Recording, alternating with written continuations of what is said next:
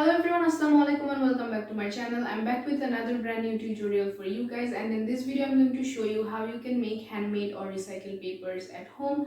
But before starting this video, I wanted to say something to you guys, and that is making this paper is not easy. It takes a lot of time. It is time consuming. It takes a lot of efforts and hard works and dedication to do. For me, if I have to do one thing twice, I get really frustrated, and this is what had happened. I got so much frustrated to that level where I wanted to give up on it, but I convinced myself and tried a couple of times and I was successful. So you guys will also face failure, but you have to be patient and try again and again. Then you can be successful at making this handmade paper. For me, I had made them in bulk amount because I have a lot of plans to do with them. I will tell you guys later, and it took me 3 days to make all that amount of paper, and I'm showing you the hard work of 3 days in 10 minutes in a video so you guys can understand how much time it takes. Anyway, if you want to know how I make it, please keep watching. So first of all, you have to take waste papers and cut them in this size. Don't make the cuts bigger because by that it will take more time to soak and harder for you to blend. So soak the papers in water for few hours, but it would be better if you leave it overnight. By that it will get more softer and easier for you to blend. So after it gets soft, you can use a food processor or a hand mixer to blend and make the pulp of the paper like this.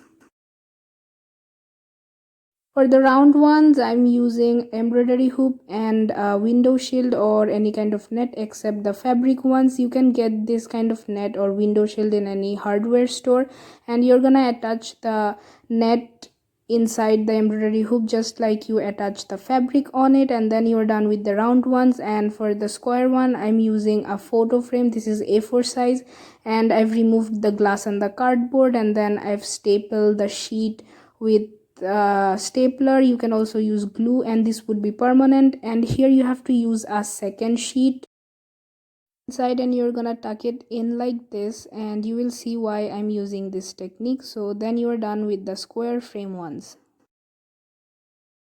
This might be funny to you guys, but I'm using my younger sister's aquarium for this because I could not find any tank or tub big enough to fit this A4 sized frame. So be careful with the size of the frame you're using. So here I've mixed some pulps and water, and I've mixed some red color with my pulps. And always mix colors with your pulps and not the water, because if you do that, your paper will not be colored. And here my younger sister is helping me to put some rose petals on top. And if you want to know how I've dried this, you can see my Oshibana tutorial video.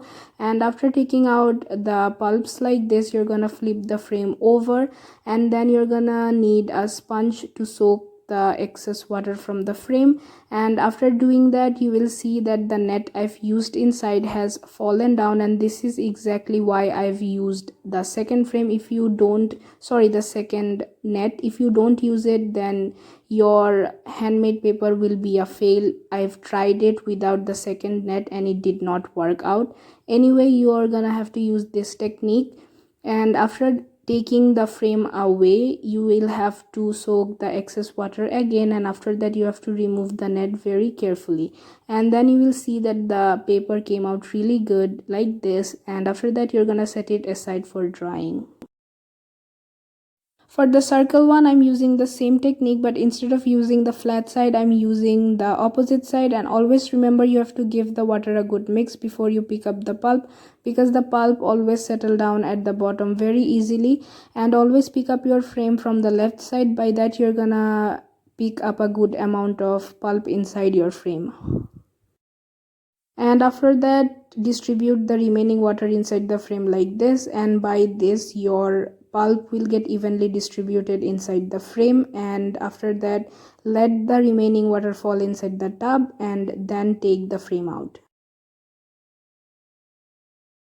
The technique for opening the frame would be the same you would do for a fabric, exactly like this. And after that, you have to flip the net over really quickly and carefully. If you make any mistake, you have to take the pulps out all over again, because if it folds, then it will ruin the shape of the pulp or the page. And you have to do it multiple times to learn, because I also had made mistakes. After that, I could do it in one go, so you have to practice it. Anyway, the next step would be the same as the previous one. You have to soak the water out with sponge, and then you have to remove the net really carefully, and then you will see that the paper came out really nicely and in good shape. For the next one, I tried to give a neutral or a vintage kind of color, and I tried to give a marble effect to it. And for that, I'm just picking the pulp up with the frame like this, and I let the frame float on top of the water like this. And after that, I've taken some yellow and blue colored pulps, and I'm mixing it with water really carefully with the frame underneath. And you have to mix the pulp really well. You cannot just let go of the pulp as it is, otherwise after drying you will see that it has a pile of pulp at the middle of the paper, which will ruin its beauty. So you have to blend it really carefully with the water so that it gets evenly distributed on all over the frame. After that, remove the excess water and then take the frame out. So this is another technique if you guys want to make smaller sized paper with a larger frame. Here I've just cut the net with my desired size that I wanted, and after that I inserted the net inside the frame just like the previous one. And after taking the pulp out, you're gonna take the smaller net carefully like this, and you're just gonna flip it over, soak the water, and then carefully remove the net, and then you are done.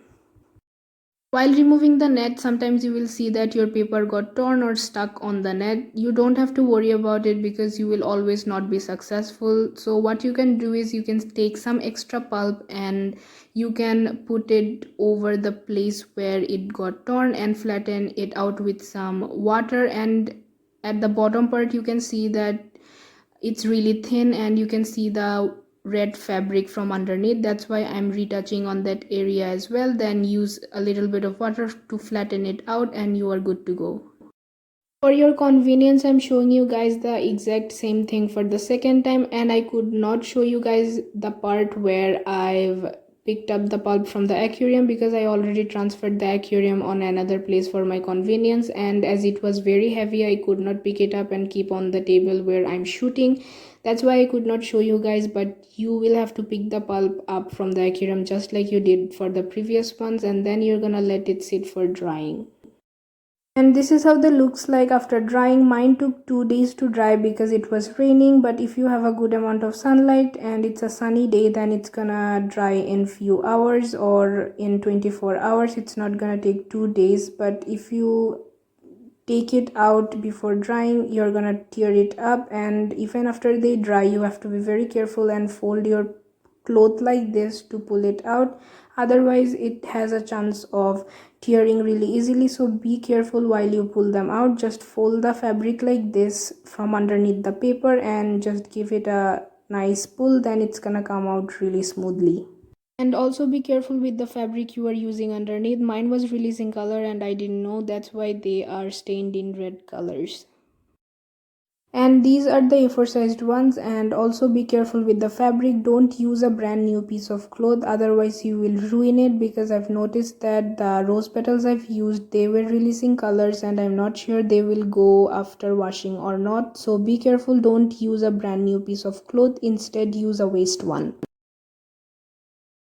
And these are the circle ones, and you're gonna remove it from the fabric just like you did the previous ones, but don't use new clothes, otherwise you're gonna stain it with paint and the color releasing from the rose petals or any other flowers.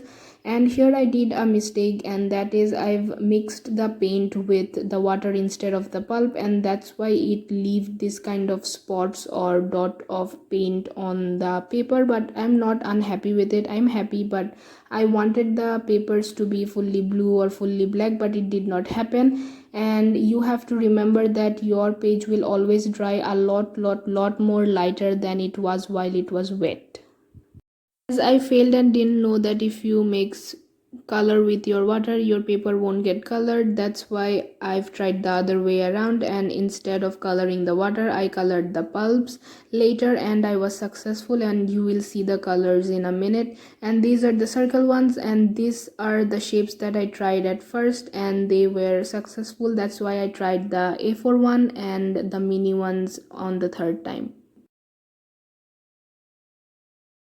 These are the colored A4 sized ones and they were a success. The pink color turned out pretty well, and these are the marble ones that I tried, and here I've mixed the paint with the pulp and they came out really good. But always remember that your page will get a lot more lighter after it gets dried, so mix a lot more darker color than the exact color that you need. Like if you mix dark blue or cobalt blue, you will get sky blue, and that's what I got. I also made a sky blue one, you will see that later.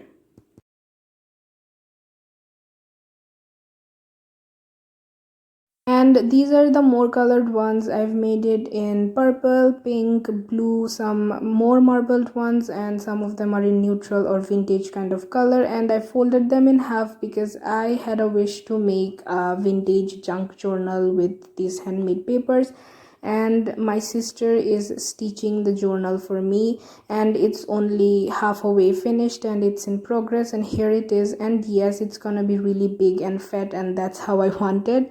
And my younger sister is stitching it for me because I don't know how this stitching works and I don't know how to stitch like this, so my younger sister is stitching it for me. And you can see the thread and the needle is still hanging because it's in progress, it's not ready yet, but I wanted to show you guys what I'm going to make with it. So yeah, for the A4 paper ones, I'm making a handmade paper journal with it.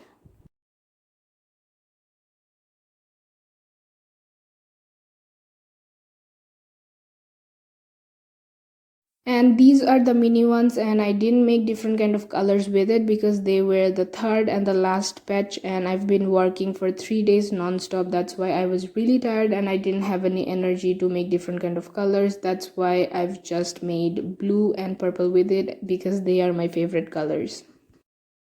And what I did with this paper is I just folded them in half and cut them at the middle equally so that I can insert inside my brand new journal. So this is a resin journal that I bought recently, and I was not liking any kind of page. I tried inside them including A4 paper, chart paper, art paper, and different kind of colored ones, but I was not liking the look of it. I was not going for that look. That's why I thought of making handmade paper so that I can make a junk journal out of it, and also I could insert some paper here as well. So this was the plan I was talking about, and this is exactly how I wanted it to look like, and I'm so happy with it. And you guys don't have to worry because I will use this journal in my journal with me series and make different kind of spreads out of it. I will show you different kind of painting spreads, typography using it. Don't worry, just keep an eye on that series.